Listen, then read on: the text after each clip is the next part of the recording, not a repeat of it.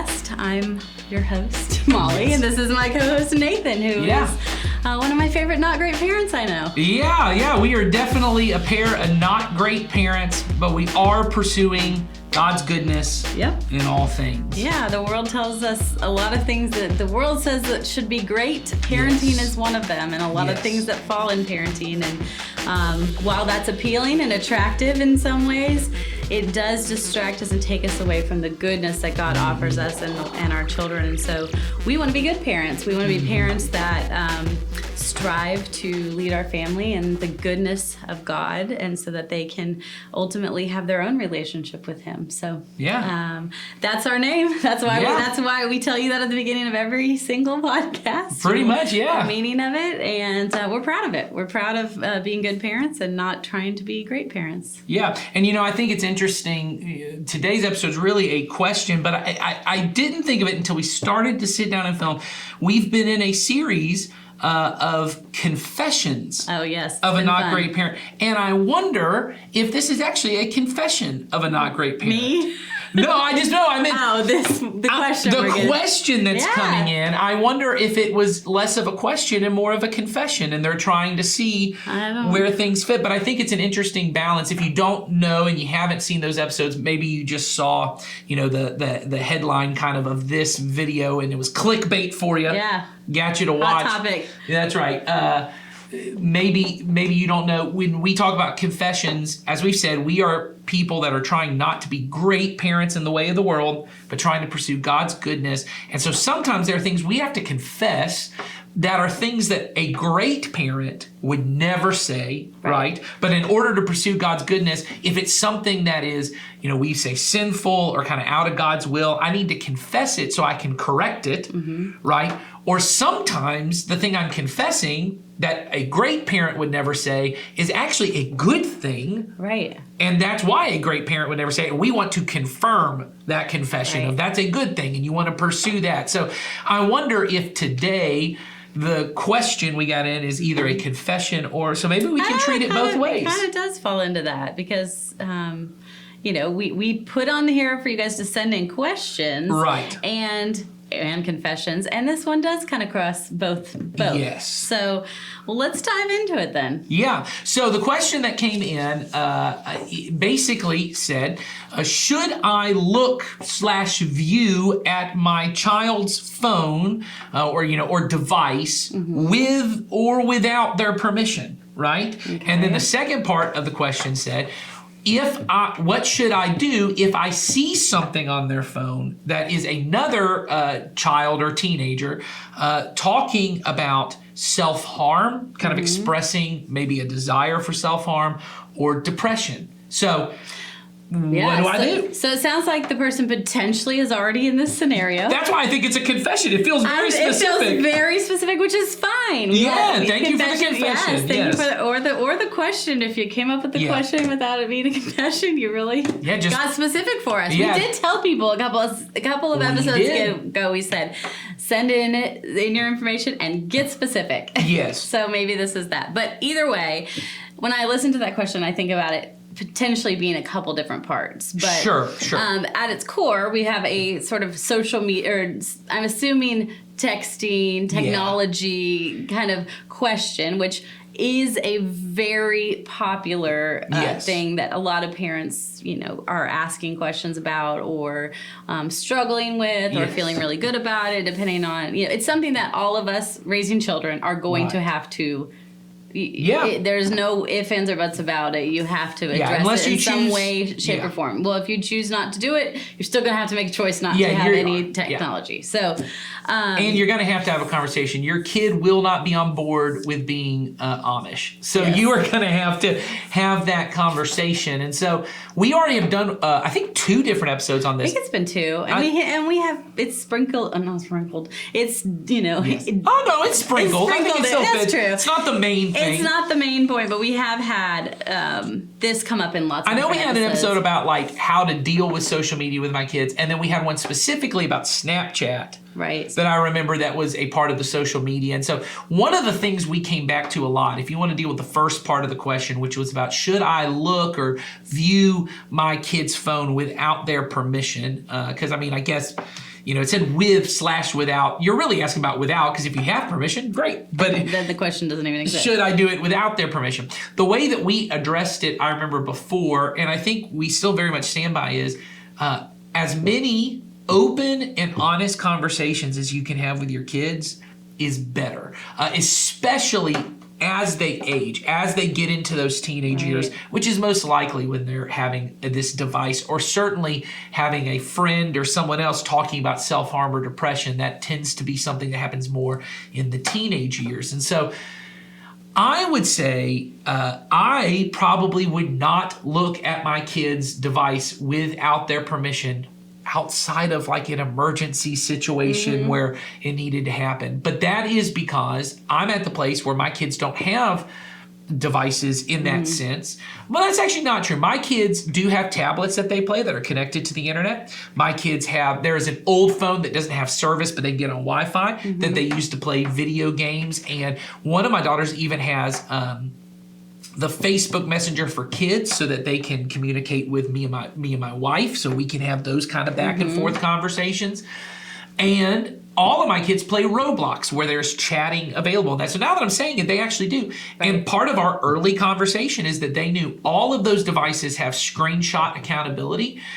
Now, and this will get to another part of that, that's not only because of them, that's because in my life, I was addicted to pornography for years, and part of my recovery is all of my devices have screenshot accountability that doesn't just come to me, it goes to 2 other men in our church who see everything that my kids are looking at and everything I'm looking at. They know.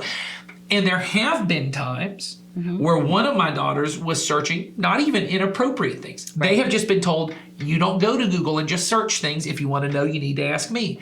And we found out they were searching things on the internet.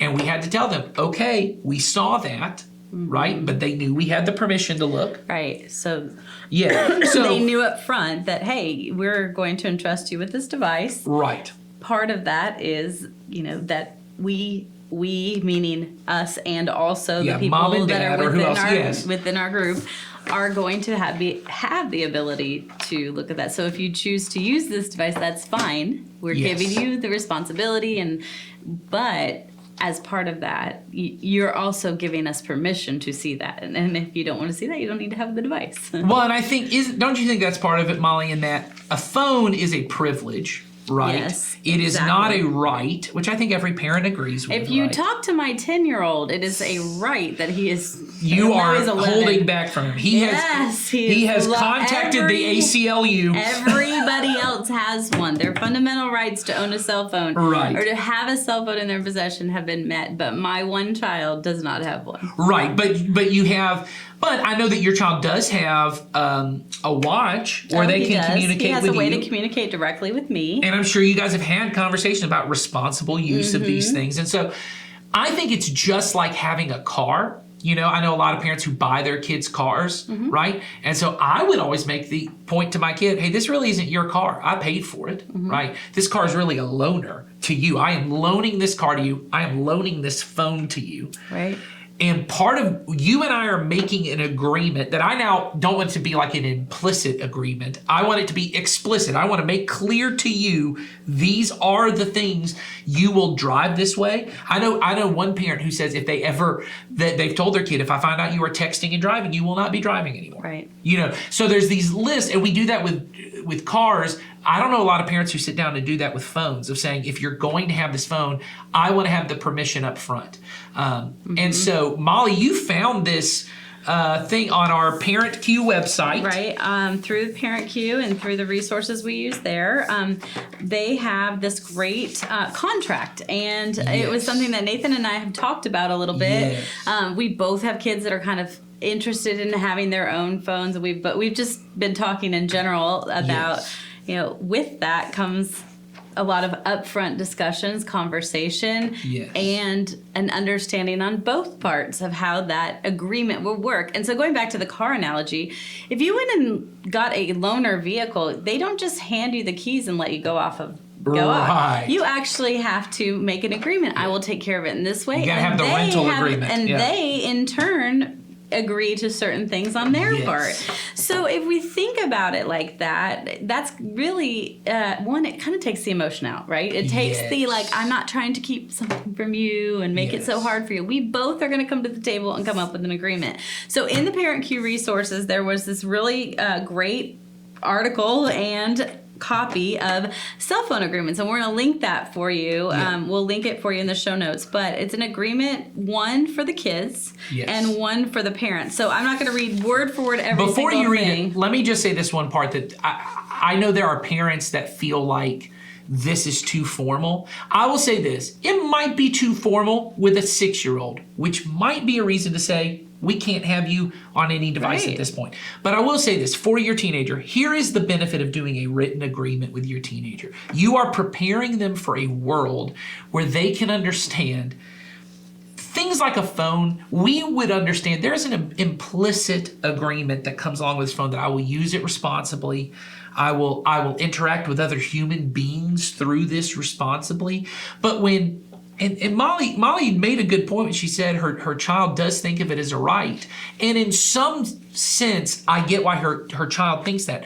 Because at this point, the internet is basically a utility. Mm-hmm. At this point, the phone, your smartphone, is effectively a utility. They are so ingrained into the way our world works. Yeah. You know, there aren't places, I go now and I pay for things at the store with my phone. I scan their little Cash App thing or their Google Pay thing. It is now just a part of things. And so when you grow up with that, though, no one tells you how to responsibly use the water that you get, or the gas that is coming into your home, or the electricity, right? You as a parent have to sit and go, this is how it works. Well, this is the same thing. You're sitting down and going, hey, there are some just good, healthy habits. And when you are in an agreement with people, and I as your parent am a person, these are reasonable ways to behave. So I would really encourage you. In fact, once I saw this, I thought instantly, well, I'm going to sit down with my kids. They don't even have phones yet, but I'm going to sit down with the tablets they use and with the devices. Here's a really good thing. Yes. So why don't you read off first the kid part? So it's just so you know, it's written in a very positive light, right? Yes. It says getting a cell phone is a big deal, and we think you're ready for the next big step.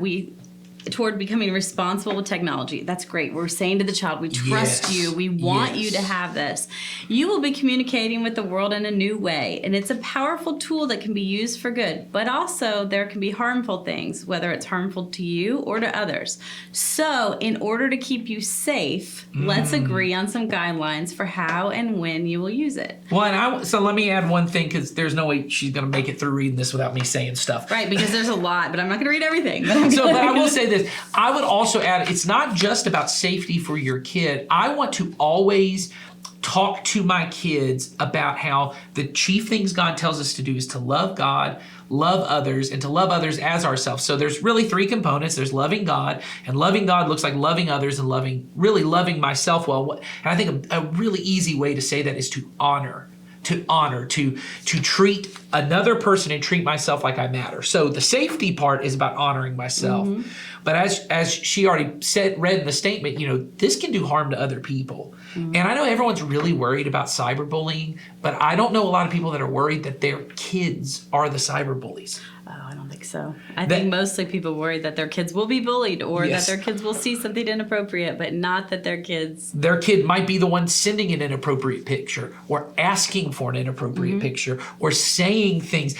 One of my girls said something to one of my other daughters, and I looked at my wife and I go, oh no, she might be a mean girl. Like, she said something that was so cutting, which all siblings do. Yes, but I remember thinking for the first time, and the conversation I want to have to them is, this phone can do a lot of good. You could send someone a text when they're having a really bad day. Yes. You could also send them a text when they're having a really bad day and make it worse. And so it's not just the harm it can do to you, it's the harm you could do to others. Right. And some of this agreement really hits directly on some of those. So first point, I understand having a personal phone comes with great responsibility. I realize that I can't have full access at once, but I can earn more freedom over time. It's great. It's a training tool, right? Which means you as the parent may want to ahead of time in your agreement, sit with them and say, here are the apps that I'm okay with you using. I'm talking about from the beginning. We still haven't gotten to the person who sent this. We're getting to you. We're getting to you, but we want to deal with everybody who's kind of at the beginning stages of this. So you might want to tell them, hey, I'm okay with these apps. But like I've told my girls don't watch YouTube. Right?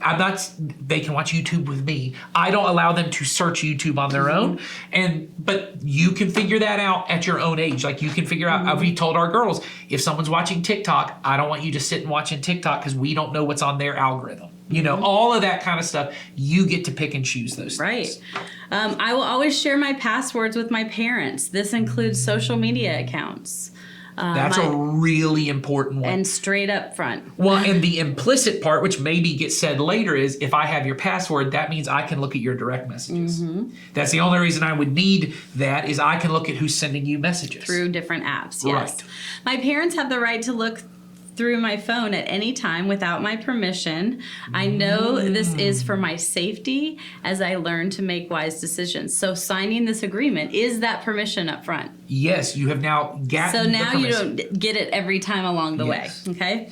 I will not take my phone to my room at night, but I will leave it, and then there's a blank space for you to put the location, by, and then a time. So from the get-go, you're putting in there where it's going to be and at what time, so that it is important to put that away and let your children reset at night. And the amount of kids, and this was when I was doing youth ministry, that go to bed with their phone charged up so it'll charge, but under their pillow, they're holding it in their head so that the first thing in the morning they can check it, last thing they go before bed is watch it. And imagine if every mean thing anyone could ever say to you was accessible to you even when you were at home. Or if every girl that looked better than you did in high school, which there are a lot of girls that look better than I did. I can't imagine I can't imagine. Right. But they were accessible. You could see their great life with their great friends at all times. So having we often say our device, we have a little charging station. We say this is their home. They need to go back to their home because we go and do our stuff. These need to get plugged back up. You don't have unlimited access. When I start to drive, I will never text and drive. Not only is it dangerous, but it's illegal. Good. If I lose or damage my phone and want to repair it or replace it, I will work to earn the money. Woo! That's a whole other podcast episode, but I love it. I will always show good manners to any person who is in front of me by putting my phone away and looking into their eyes when they are talking. See, right there is an easy way for you to enforce things because you can start to say, you have your phone out. Now, we're going to get to you in a minute, but I guarantee you that's part of the parent agreement too because parents are the worst. And I'm talking about myself. My kids regularly will say to me when we're watching TV at nighttime, Daddy, can you stop playing that game on your phone and watch the show with us? And I'm guilty of it. I'm guilty of it too. Be like, Mom. And sometimes I'm looking at him. I'm like, I'm looking at you. And he's like, but I'm holding my phone, so he's wondering if I'm not. Right. So.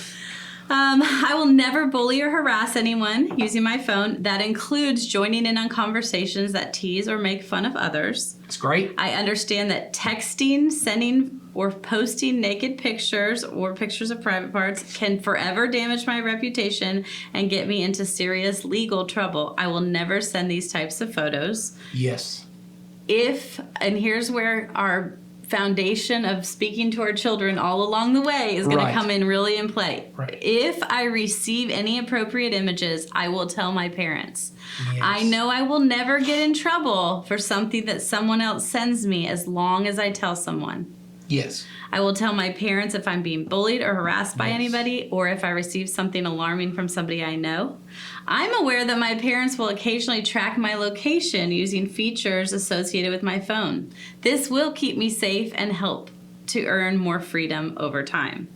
I understand that there will be filters in place to limit my access to the internet, and these are for my safety. That's great. I will request permission for the apps I download. Oh, that is huge right there. Because here's one thing parents don't realize is when you just have some kind of, let's say you have, like I know a lot of parents have their messages set up where they can view them online on all their accounts. Things like WhatsApp, and there are probably 1,000 other ones that are out there, allow you to message people without them going through any of those services. And so your kid is going to be smart enough to know that. and download things. And so when you get to have that conversation, why do you want this app? Tell me what's going on. Right. It allows you to have that conversation. And just like I would be careful with who I invite into my room, I will not video call anyone from my room or in a private area. That's So good. that's good. If I break this agreement, I know this phone will be taken away for a period of time until I can regain trust. And then the last point, which is my favorite, is I understand that how I use my phone will impact my future in ways I might not know. My goal is to learn to be responsible with how I use this powerful tool and to always use it in positive ways. I know that this also means that even when I'm older, I will need to seek accountability for others to help me make wise decisions. So here's the stuff I love about the end of that, that one and the other one. And I would try and even allow you to take this and try and add some things to it. One of the things I would just, in the language, or maybe you just have the conversation, is making clear all of this comes back to this is how you go from because what a great parent does, I can see how great parents could also use this. Oh, yeah. But a lot of it is about protection, safety, success, and this could ruin a future career because there's a picture of you out there you don't want out there, which all of that's good. I don't think any of that's a bad thing to say to your kid. It's important to have honest conversations about the Bible has lots of wisdom literature about it's just how to be wise. You're not thinking about what's going to happen when you're 35 and you're a teacher or you're in some public position and these pictures start leaking out, right? That's a good wisdom thing. But there's also part of this that just needs to be addressed. This is also about learning to love God, love others, and love yourself well. And that's how a good parent really turns this around. And I wanted to go back to a couple of the things where it said, if I receive any inappropriate images, I'll tell my parents. If I'm bullied, I'll tell my parents. I know my parents may track my location or use those kind of things. I would try your best. Once again, great parents are going to try and scare their kids with this stuff and try and make a big deal. And if you mess this up, I'm going to be on you and you better not. Right. I would try to use this, once again, at a younger age with your kids if you can. If you have the ability to sit with them and help them understand, as I have to my kids, there are things that are potentially dangerous to you. And I, as your parent, want to love and protect you and help you with these things. I think there are, not all kids, but there's a large amount of kids that when they do receive a nude photo, that was, an unsolicited nude photo, or they start to get bullied, there's part of them that their first instinct is, I want my mom's help. I want my dad's help. But they're also so shame-filled that what their mom and dad will think that they received this picture, that the benefit you get to have is you can have a grace-filled conversation of, hey, there may come a time, I've already said this to my kids, they don't even have it of, there are people who just, they take nude photos of themselves and they send them to other people. And there are going to be people who want you to send them nude photos. And I want you to know it doesn't make you bad that anyone wants that from you or that someone asks you, or that you may even at some point in your life feel the desire to want to do that. It is a normal, natural thing to want someone to see your naked body. That is which is a weird thing to say to your kid. I get it. But it's an open, honest conversation. Every person has experienced that feeling. I remember I read this book years ago called Every Young Man's Battle, and it was just about the battle of lust and pornography. And I was young, and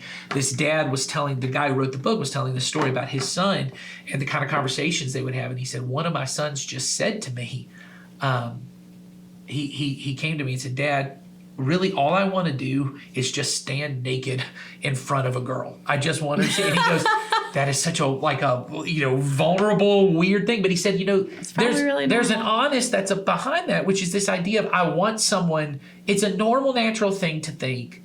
I want someone to desire me and my body. Yeah. Well, and in total purity, I'm not covered up by anything. Right, that is a normal thing. And there's a part of us that, because of the way we are all messed up sexually, when we think about the things that our kids could be doing on phones, and we think about the innocence of our child and those kind of things, it really skews it where we now start to sometimes look at our children and go, how could you do something like this? Right. How could you be a part of something like this? And being able to let them know ahead of time, hey, I'm on your side. Even if you're the one who says the mean thing, even if you're the one who sends the photo, I want to help you. I want to be a helper to you, to allow your kid to not cover that shame up. Like we've been doing with these confessions. Always on your team. I'm always on your team.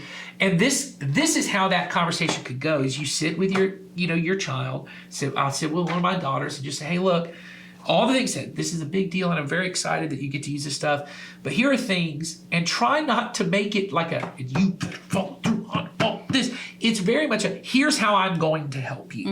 I'm going to help you that when something does pop up, you can talk to me and we'll work it out together. Or I'm going to check your phone occasionally because there may be things you don't even know are dangerous, but when I see it, I do know, and when you come to your child, instead of coming going, why is there an app on your phone? That you go to them and say, hey, I noticed there's an app on your phone. Right. You didn't ask me about it. Can you tell me what's going on? Yes. And try and treat it from this place of not being accusational. Right. And it's a long list of things. So going to your child and saying, we're going to put it, we're going to have it in a contract so that it helps us both remember these things, because there is going to come a time when you might accidentally download something and I don't want to come out to you and have it be accidental, or you say, "Ooh, I don't remember that," or whatever. Then we just have it all right here. Yes. And I think it would be good for you when there's a break for you to try and, as your own parent, try and, you got to parent yourself and your kid. You got to parent, oh my God, this thing happened. What do I do? And you can look and go, you know what? There's 15 things on here and they broke one of them. That means they followed 14 of them. Right. And yes. And the last point, which is part of the reason that I just love the way it says, is my goal is to learn to be responsible with how I use this powerful tool and always use it in positive ways. So we all set goals and we're not perfect toward every goal, and your child probably isn't going to be either. Yes. And so we as parents are called to train up and raise our kids, and this is in one other area. And so put your expectations appropriately with your child. And if you haven't had a conversation with your child about this, then your expectations really need to be reset. But if you have this gives you guys guidelines to work together on it. So before we get to this part, I want to say this to the person who sent this now. It sounds like you may be in a situation where you have not gotten the permission. You haven't done this. You didn't know this existed. You hadn't even thought about doing this. And now you're in this place. So here's what I would suggest for you to do. Before we even get to the second part of if you see something, what do you do? I would go back to your kid, and instead of trying to see it as some kind of contractual thing and going back to that, right, I would sit with your kid and say, hey, look, I came across this thing.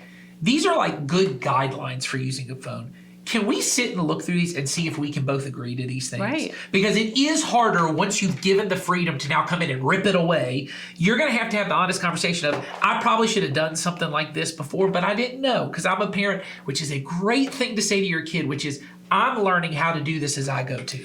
Right. I'm not perfect. And so let's try and do this. So almost try to go back into a conversation and try and get that permission so that they can know, I am going to look at your phone and I do want to know what's going on. But we didn't agree to that up front, so we need to kind of have a lot of grace in working this back in. So it's not too late. And it's a great time to come to the table with your own half of the agreement. Yeah, so why don't you read the parent half? I'll read this a little bit faster because I know we spent a lot of time on the other one. But I thought it was good. Yeah, a lot of these mirror the others because if we're going to ask our children for certain things, we also need to be accountable in those ways. So I understand that when my kid gets a smartphone, they will have instant access to the world. The way I help them learn to use it responsibly by gradually earning more freedom will help keep them safe and set them up for a better future. Which is great. It keeps you from the parent, as the parent, going, I'm not going to give them a phone until they turn 18. It may not be good to just give it to them when they're 18 and let them run wild with it. You may want to be able to train them at younger ages on how to do it. How I use my personal phone is a model for how my kids learn to use theirs. We talk about this all the time. How we live our lives in every aspect is a model for our children. So I give blank the right to look through my phone at any time. I know this is helpful and a safeguard for me, even as an adult. I wouldn't put your child's name in there, probably. No. Another adult. Okay? Yeah, I would say maybe it's your spouse, or maybe it's, I've said this, there are men in my life who, they don't necessarily look through my phone, but they have screenshot. Every minute, there's a new screenshot of what's on my phone. Mm-hmm. And so they have the authority to see what's on there and see what's going on. I care enough about my child to monitor their cell phone usage and social media accounts. So you're not maybe living in there every step of the way, but you have those passwords, you Yeah. frequently look at them because you don't want to go and say, I saw this today, but the child says, well, this has been going on for months and you aren't Yes. looking at it. So, that is important that you're regularly doing that. I will never text and drive. Seems pretty Parents obvious. need to do that okay. as well. I'm guilty. Me too, but I have a child that has told me not to, so that's always a treat. I refuse to be rude to others when using my phone, and I will prioritize face-to-face conversations, especially with my family. So if you are going to put do not put a phone in your child's hand and only text them. Yes. Or only try to text them difficult conversations. Or be checking work emails at dinner. And if you're someone who, me too. If you are somebody who is mean and ugly to others on social media for any reason, probably not your best move because your child will ultimately see that. Yes. Okay, yes. and you also are agreeing to that in here. Your political posts need to stop. Make it stop. Our family will use tracking features on our devices so each family member knows where we are at all times. This is for safety and convenience. I care enough about the safety of my child to put filters in place to limit their access to the internet. I will abide by the age limitations of apps when giving my child permission to download them. So I think if it says 13 and over and I've got an 11-year-old, we're not letting we're them not get going to it. just tell I'm them. not going to lie for you. Right. And I will always work to use technology in positive ways and will continually seek accountability from others to help me make model wise decisions. So it's great. It's a great tool. We'll post this for you guys. And like we said, you may want to make some adjustments to fit your family, but we think this is a great way. And again, To at least start the conversation. You don't have to agree to all these things because I was thinking even about the tracking thing. Like for me, I'm probably not. I don't know. I don't know what I'm gonna do once my kids are driving, but I don't track my wife. I don't know where my wife is all the time, and so I don't know that I'm gonna necessarily do that. So you don't have to take every bit of it. It gives you a model for you to look at the things and go, these are the conversations. These are the way I can have a conversation about the way our family is going to help our kids use technology in a way that helps them love God, love others, and love themselves. And you may be far down the road with your child, so we said we have to go back. So this is great up front, but it also is adaptable to use and go back with. But we just think this is a cool tool that we could all sit and try to come up with ourselves, but we have one here for you. So.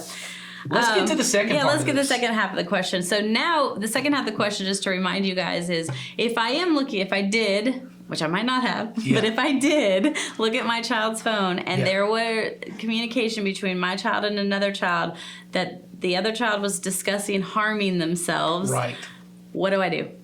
So what I would encourage you to do is first, you have to look at the situation. So what I would do, the way I said it to Molly is I said, it's easier for me to think of it because I don't know the details of this one. So I try to think of it in terms of what if, for whatever reason, I saw on a coworker's phone, like they left their phone in my office, it lights up because they got a text message alert and I can see what it says. And what it says certainly looks like this person is having an affair, right? It looks, they're crossing the line. Would I then go, well, I wasn't even supposed to see that, so I'm not going to talk to them about it. I'm just going to keep it to myself because I don't want them to accuse me of snooping. Right. What I probably would do is I would approach first the person whose phone it was, right? So in this case, it would be your teenager. For me, it would be this other person, this coworker. I would go to the coworker and say, hey, I saw this thing on your phone. You left it. Here's the situation on how it happened. We can talk later about whether I should have even seen it in the first place. But this is what it looked like. Can you help me understand what's going on? Right? And so I would start with my teenager and I would go to them and I would say, hey, I saw this on your phone. Once again, hopefully you have the agreement so you can just say to them, and remember, I'm allowed to do that, right? Or if in your case you weren't, you can say, hey, we can talk later. I'd like to talk about how we can both have better use of our phones. But right now, I want to talk about what I saw. What I saw looked like your friend is struggling with depression or some kind of self-harm, right? How does that make you feel?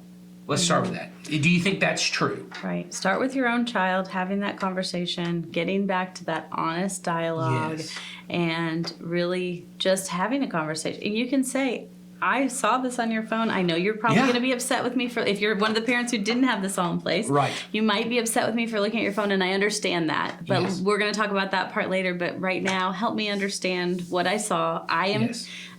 I was somewhat concerned, but let's talk about that. I want to know how you feel about it. Well, if you go back to making the conversation about use your phone to love God, love others, and love yourself, I'm concerned really here about your ability. Really, are you thinking these things? Are you feeling these things? You didn't say those things, but I just want to know, how do you feel? How does it make you feel about your friend? Then I'd want to ask them, have you talked to your friend about this? Have you encouraged them to get help? Have you encouraged them to talk to their parents about it, right? Then I think you have this conversation. You really try and encourage your teenager to really be an advocate in the situation. Because once again, I'm assuming this is not an 8-year-old. I'm assuming it's a 14, 15, 16-year-old. Right. Really encourage them to be an advocate for their friend and really to encourage them to get involved. And then if I knew the parent, if it's someone that's in my church or I just am friends with family friend things, I would want to talk to the parent. And I would say to them, look, I don't know how it's going to make you feel that I saw this and I heard this. This is what I saw on my kid's phone. I love you and I love your kid. And I just wanted you to know because as a parent, I would want to know. Oh, I would totally want to know. Yes. And then say, is there anything I can do to help? And then I would leave it at that. Don't try to force, I think you should do this. You need to get them in counseling. You need blah, blah, blah. That's not, who cares what you think? If they didn't ask your opinion, they're not asking. Don't worry what they think of you for saying it. I mean, if you go to them and you're very loving and you're very compassionate and caring in those moments, saying, "I want you to be aware of what I saw." Yes. Because I love you, and then it will be a much different conversation. But if you go in an accusatory way, or what we've talked about before, a cutting that person out kind of way, that is never going to go over as well as a loving conversation. And a big part of all of this is going to have to be, honestly, with making the agreement, with addressing something you saw on someone's phone that you weren't supposed to see or whatever. Especially with your kid, it goes back to, we're probably going to do a confession episode on this at some point about you have to care less about what your kid thinks about you and how they feel about you than you do about what's going on with your kid and that you love them. They may be frustrated that you saw it. They may be offended. They may be that. But this is really about you trying to love your kid well. But the benefit of the agreement is it allows you to do so in a way where the relationship at least has a better chance of being intact than if you're constantly just going around without the permission, without it kind of in secret looking at your kid's phone. You get a better chance to treat them like an adult. If you're going to go about it in a secret way, you are going to find things that you don't like. And so then you are always going to get to this crossroad with your child, and you are always going to damage the relationship because it is not honest. And so and it's not how you would treat an adult. I think sometimes with our teenagers, it's hard to switch from that control to influence. And this agreement or these conversations, however you go about doing it, it is saying to the child, I trust you at the core, and I am going to, as your parent, I trust you, and I'm going to put up some guardrails to make sure that we're headed in the right direction here. And then if we're not running off the cliff, then we're going to, expand your ability to use it more and more. But if you don't have that conversation and you start with, I saw this on your phone, and I own your phone, and you don't get to do this and that and this and that, that is just never going to go over well. That would go over horrible if someone came to you with that kind of accusation. So we just want you guys to get back to truthfully get back to the basics of having conversations, having honest dialogue, and really just being intentional about putting a phone in your child's hand, and that it is a training tool to do good. And it is something that we want our kids to use in a positive way. Yeah, so get at it. Do the best you can. We're going to be praying that it goes well for you. We will. So, All right, well, send in any questions / confessions that you might have to the link below in the show notes, and we will see you all next time. Have a good day.